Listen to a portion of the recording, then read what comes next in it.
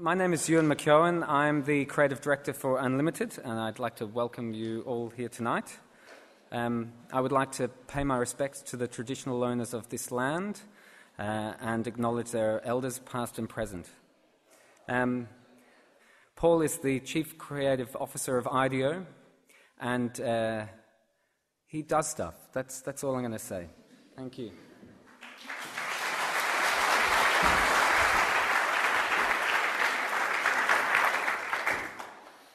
Hello, Australia. Apologies in advance. I had a Pepsi Max, which was a big mistake. So not only do I want to tear all my clothes off, I want to tear my skin off as well, because I feel like I'm about to rip my eyeballs out. And so if dolphins and whales are communicating in the background because I'm speaking so high and so fast, I apologize in advance. So I will try to be zen up here. So, a big shout out to the Food Futures peeps. Can you just put your hands up, please, the people that have been with me? Solidarity, brothers and sisters. We've had the best couple of days, and somebody came up to me today and said, your approach is very Aussie. And I've decided now that's the biggest compliment I've been paid in a really, really long time. And it wasn't just because I said fuck in the first 3 slides, but I did, but that was part of it. There's something about Australianness that I've come across this week again, and it is this wonderful combination of optimism and pragmatism. Being hopeful and getting shit done. And that's a very big idea in my book. And so that's what I want to talk to you about tonight, is doing stuff. So when you put grandiose, sort of pretentious titles like Designing Tomorrow up on a chart, the last thing I'm going to do is talk about process, because process bores me.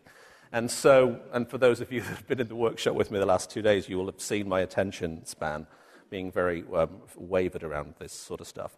So I just want to show you a bunch of stuff that we've done, and we can have a conversation about it. I've got 500 projects on this laptop. I'm happy to kind of bring stuff out if you want to know more.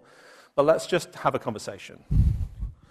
So, hello, and I tried very hard to channel one of the 37 dialects here, so I'm not going to say it, but I'm going to at least put it up there. This was kind of interesting. We've been working with Jamie Oliver doing his Food Revolution stuff. I'll show you in a second. And one of the things we've been asked to do with him, or we're doing with him, is redesign the food pyramid. Because the American food pyramid, I think you've probably all seen it, has ridiculous bits of meat and sheaves of corn. It's one of these sort of arcane things from the 50s. And suddenly I was just doing research for coming here, and I found the Aboriginal food pyramid, or food circle of life. And it's incredible. I've actually already sent it back and said, Jesus, it's there. It's amazing. People in the middle and community and stuff and just brilliant. So, a lot of the conversations we've been having about food in the last couple of days have just been about people and getting them in the middle of the circle again. And there it was all along. So that was kind of nice. So let's talk about this. And I apologize for those of you that have seen elements of my talk already. I don't want to be like some bad Las Vegas lounge singer and repeat jokes. But this is my nemesis. This is the single worst invention in the history of mankind. It's everything that I don't think we need right now. It's mechanistic, it's process-centric, it's inhuman, it's difficult, and it doesn't really help do what we need to do right now, which is make stuff happen. A client of mine, who's the head of corporate social responsibility for Nokia, Esko Aho, said this. And I feel very strongly that that's true. Excel is just a sort of sausage machine that goes on your laptop and turns everything into kind of ground meat. So I'm not a spreadsheety guy. I believe that we should just roll our sleeves up and do stuff and design the future in a kind of tangible way. So I'm going to show you a bunch of those things, and you can ask questions and ask me what you like. I'd like to start with my version of math, or our version of math, because, again, for those of you that have been doing this with me in the last couple of days, we've pretty much just done this. Small times many is big. That's the first piece. So clients of ours, I'm sure of yours, are obsessed with the big idea. What's the big idea? I want the silver bullet that is going to fix my business, brand, corporation, country. And they always want it to be disruptive, whatever that means. It usually just means silly. And I'm a big believer that little ideas added up are actually much more powerful. And again, what we've been designing together in the last 48 hours are tiny, brilliant ideas that just join up in really nice ways. So piece one of my sort of limbic mathematics system is small is actually a very big idea when it's added up. The second bit to this equation is about this, which is, who said that complicated was cleverer? I don't know why that suddenly became something that we all believed in. So simplicity is important. And then finally, it being able to be done immediately and prototyped is very important. So you add all of this up, and basically you get the answer to just about everything that I do, or everything that we do. Little stuff that's real, that you can do tomorrow. So I'm going to take you through a bunch of this stuff, and we can talk about how this works in reality. So, hello, I'm Paul Bennett from IDEO, and thank you very much. It's been really humbling to be here again. I have a real affinity with how Australia operates, so thank you for inviting me back. Ewan's right, I haven't had a single moment to breathe, but it's been incredibly inspiring, incredibly exhilarating, and incredibly confirmatory that something's happening here. And I'm really excited to be part of that conversation, so thank you. So I'll do the whole quick IDEO thing, and then we'll get that out of the way, and then we can talk about more interesting stuff. So, I think we've done okay in the innovation world. Fast Company put us as one of the 50 most innovative companies in the world. We're the only consultant, which is kind of nice, next to Google and Facebook and all kinds of cool people. We got on the cover of Business Week. I'm sort of less interested in us being on the cover and very interested in design being on the cover. So that design has gone from, as we all know, of course, gone from this thing that made stuff pretty to a process for designing the future is fantastic. And it's really great to be part of that conversation. I'm very excited by that. We are an atom smasher of diversity as an organization. There's about 585 of us at this point. So I have 585 vulnerable little souls that are constantly in churn that I try to keep in orbit. And it's very exhilarating and exciting to be part of that. And they come from all kinds of different disciplines, and it's a lot of fun. I don't quite know why I put this slide in. I just think it says we have grown-up clients, but I'm not quite sure why that matters. But we have nice clients from all over the place, and they tend to come back, which is good. We tend to work on multiple projects. Clients tend to sort of get involved. And one of the things that I've been saying in the workshop that I've been running is it's not about us working for, it's about us working with. And this whole idea of collaboration, we quite sort of insist on a deep level of collaboration with our clients. And it's all about people at the end of the day. So apologies for those of you that have seen this case history. I'll try to do it in a newly mean fashion. This was one of the first projects I ever worked with at IDEO. It was one of the ones that I had a kind of epiphany on. So we were hired by DePaul, a Minnesotan healthcare system, to help them identify the answer to this problem. What is our patient experience? I have to ask this question. Anybody here from McKinsey? Anybody? Good, good. They'd spent a lot of money with our friends at McKinsey, I think multiple millions of dollars, to answer this question. And they got 749 pages back of this.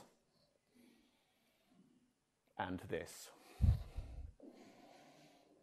A plethora of nothingness. And they asked us this very simple question. Is this stuff any good? And what on earth do we do with it? And we said, I don't know. Well, our air conditioning broke in the San Francisco office, and we used the report to keep the door open. So the doorstop, as it became known, wasn't actually referred to all that much in our office, so we weren't really very equipped to answer this question. So 2 weeks later, we went back and we showed them this. This is the answer to the question, what is our patient experience?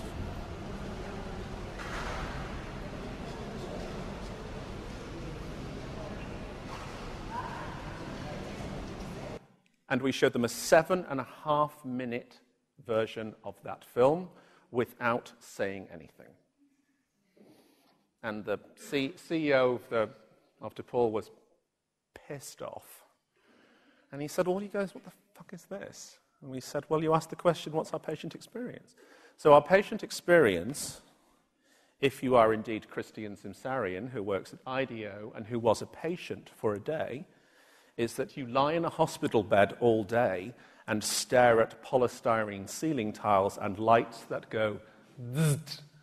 And occasionally, as you hear on some piece of the later piece of the audio, somebody goes, is he yours? And someone else says, I don't know. So, obviously, as we all know, organizations spend enormous amounts of money to try and answer the problem from their point of view. And they forget to be a person, which is the point. So we Brits, any Brits in the audience? We have a phrase, blinding glimpse of the bleeding obvious, which I think best describes our process. You are just a person in the system. I was lucky enough, and I'll tell you this story later because it's one of the most catastrophic failures I've ever worked on. I was lucky enough to be asked to go and consult with the government of Iceland to help them get out of economic freefall. And I said to one of the senior government ministers, are you lying in the hospital bed of your country because your country is dying and you need to look at the roof? And they all just looked at me like I was completely insane. Nonetheless, our process from this bit forward went as thus. We got a bunch of nurses, doctors, patients, and designers in a room, and we all made some stuff together.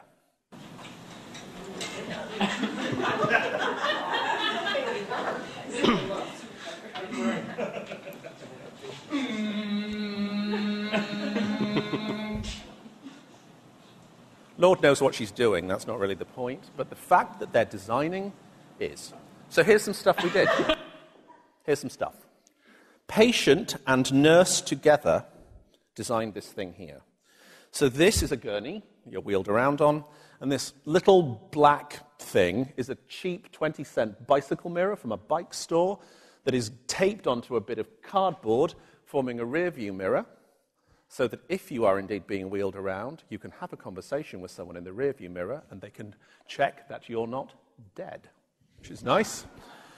So, creating a human interaction. One of the nurses said, I'm so frustrated because everybody spends all day asking me where to go, what I do, who I am. I just want them to know that I'm a guide. So out of gaffer tape, she made herself a little usherette guide, sort of Beyoncé-esque outfit here, so that she could feel more efficient. Which is great.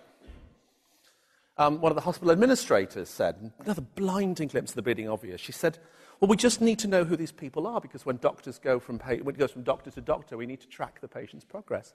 So why don't we just take a Polaroid of them when they come in and we'll stick it at the end of the bed so that people know who they are. We were like, that's brilliant. So wait and see. So patient note system designed by the person that actually has to administrate them. Revelation, what an awesome idea.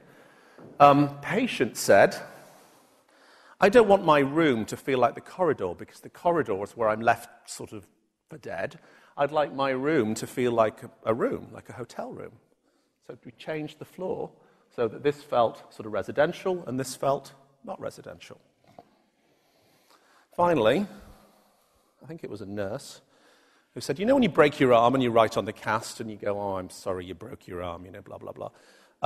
They come to IDEO and they see that we have whiteboards on just about every surface. And they said, wouldn't it be great if we put whiteboards in the hospital rooms and put a little pen there so that if you were ill or if you were asleep, Mummy was asleep, you could write a little note on the wall and let her know that you'd been there.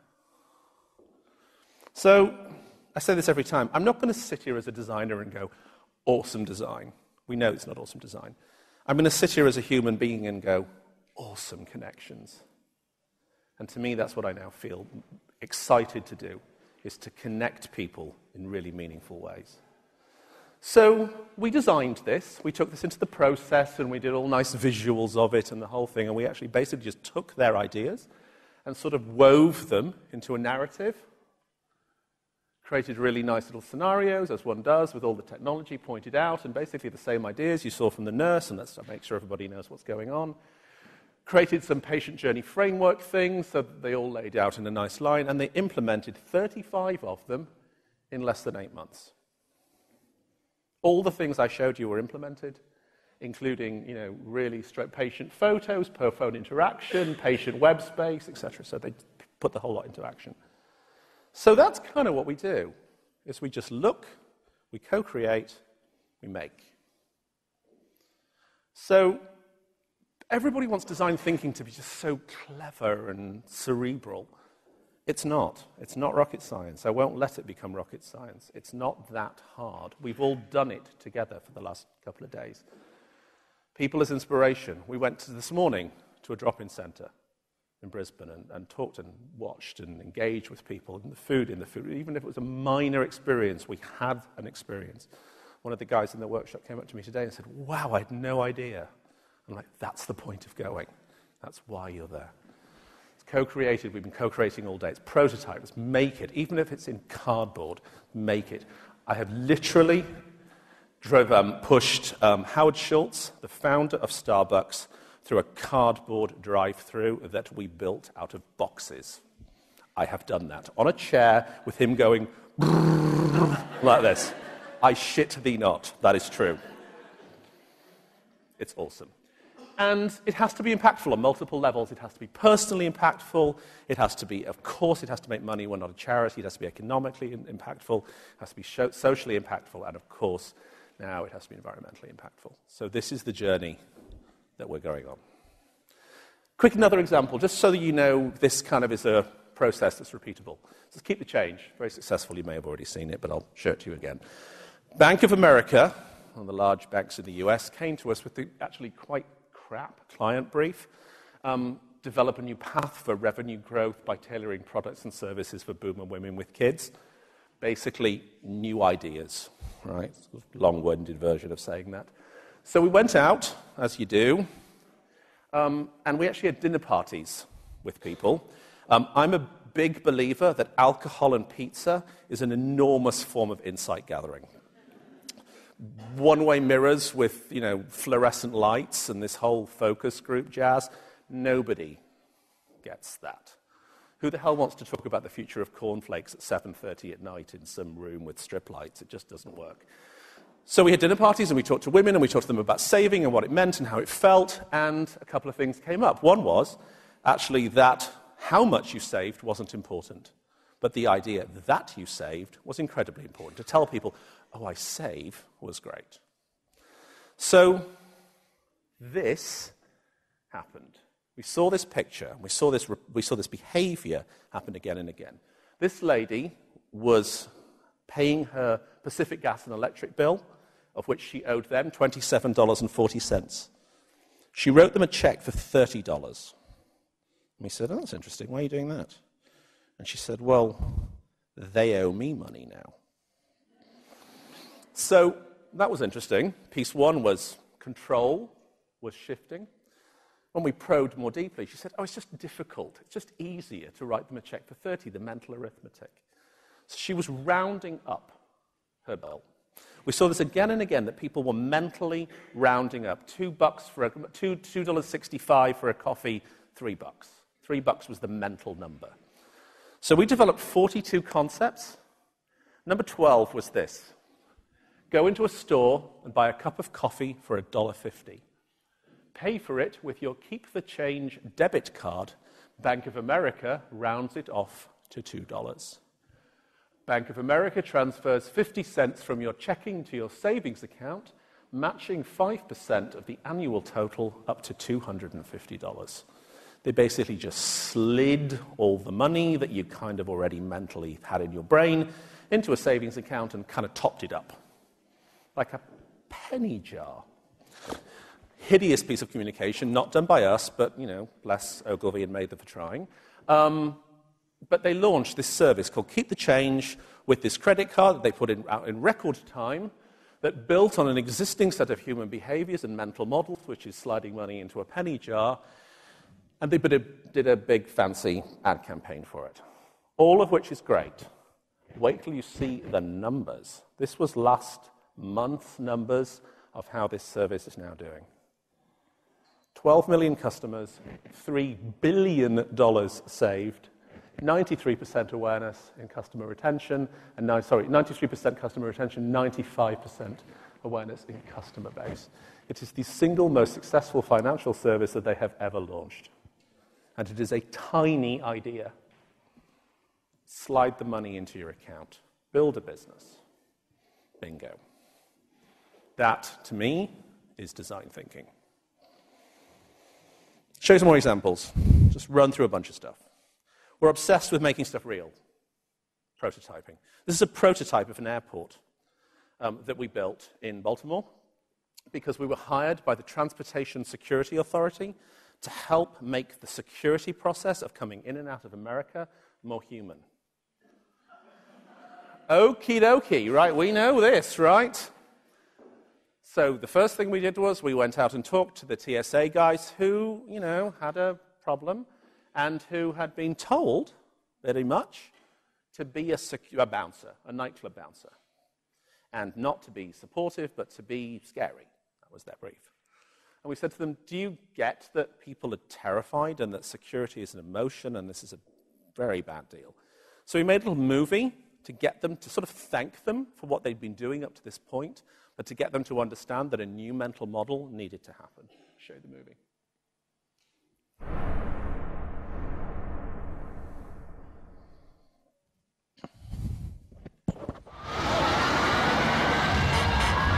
Into the second tower. That is what we are hearing from our NBC sources.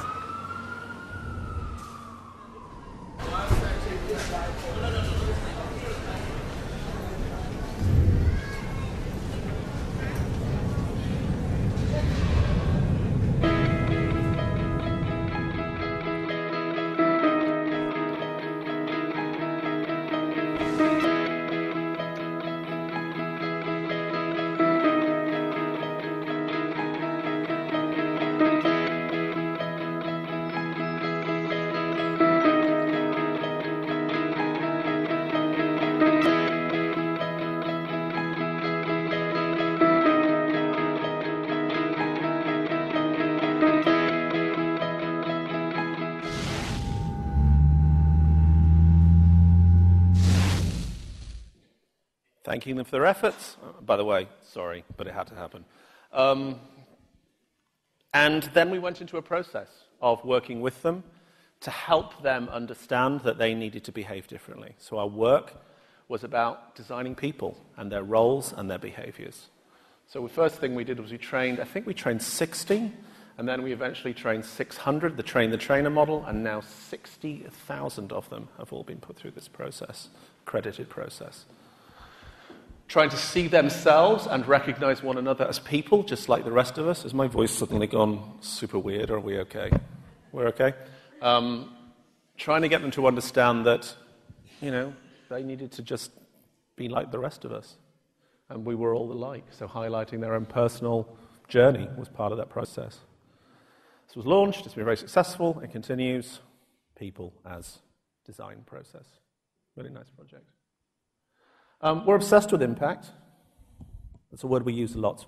People always talk about what's the sort of culture of an organization. I think we only agree on one thing, which is the notion of impact. It has to be impactful. So we try to look at global impact. We're obsessed with cultural impact and economic impact. So often we're designing things for people who don't even know how to use them. This is a hearing diagnostic device that we designed, which is actually able to be used by somebody that has no training whatsoever. So the entire diagnostic process is done by the machine, and it does all of its own diagnosis. It's been very successful for us.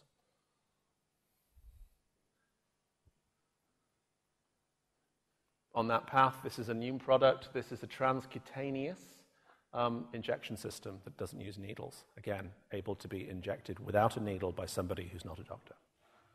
So increasingly, we're finding ourselves in these kind of vanguard spaces going, okay, let's give this a shot. Vision care in India. So the journey's getting bigger, scarier, broader, and super exciting. So I want to talk about governmental and country work in a minute. But again, it's about getting it to the smallest possible chunk, the starting point, that I think is always really interesting. So how small a place can you start is what we always fixate over, small chunks. So CDC, for Center for Disease Control, Center for Disease Control, in Atlanta said to us, obesity, what are we going to do? Help us. So I'll show you a project that we've just finished, and you'll see how an idea just went completely viral. The US spends $8 billion a year on feeding school children. US food companies spend $17 billion a year on marketing to kids. Eek. It's scary. Americans spend $110 billion on fast food and less than half of that on vegetables.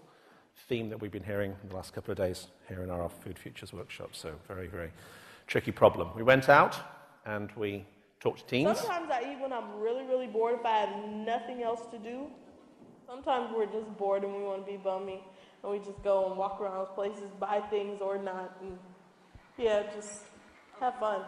So I go to the lunch truck, a lot of grease, quesadillas, a lot of grease. A lot of grease. So we did all the good stuff. We did Insight. We talked about how people are relating to food. We talked about the projects. Did all the strategic, rigorous stuff that you would do. We looked at it from every single aspect. We talked about partnership. We talked about coalitions. A lot of the themes that we've been talking about in the last couple of days, the group that needed to come around the table. We basically said to CDC, you need to start behaving differently if you want to do this. You've got to be open to a different mental model. All good. It wasn't until we started putting ideas on the table and started prototyping that everybody kind of sat up. So again, we can all get lost in strategic kind of nowhere land.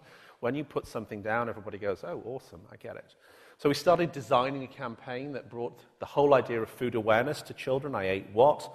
Mobile phones, what is it I'm eating, et cetera, et cetera. We had 1,000 different ideas, put them all into very kind of clever frameworks, a lot of stuff which sort of languished in various presentation charts in various places, looked at development roadmaps, all kinds of clever stuff. One idea just struck a chord. Wouldn't it, I remember somebody saying, wouldn't it be awesome if we got the Obamas to do kind of a vegetable garden? Wouldn't that be kind of awesome? So, from brainstorm post-it note to Michelle Obama. And so now we're involved in, again, increasingly broader conversations. So the Obamas have put out this thing, the Healthy Weight Commitment Foundation. Food and beverage manufacturers pledged to reduce 1.5 trillion calories by 2015, signed by Michelle Obama. So again, the whole process kind of magnifies in front of your eyes. It's really exciting to be part of. But it isn't until you talk about it in tangible terms that everybody gets excited. So everybody at IDEO is bored to death with me going, let's get the strategy out the way so that we can get on with the design, please. Because that's a phrase that I'm well known for. So design. So again, this is starting to continue. We're working with all kinds of different organizations. This is Walmart who came to us to say, well, how do we start to increase our own awareness around health?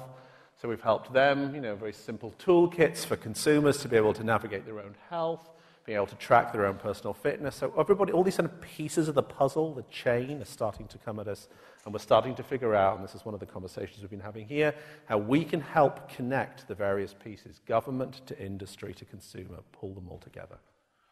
So there we are on Wired magazine teaching the Obama administration, in theory, how to innovate. So government is suddenly interested in innovation, which is great.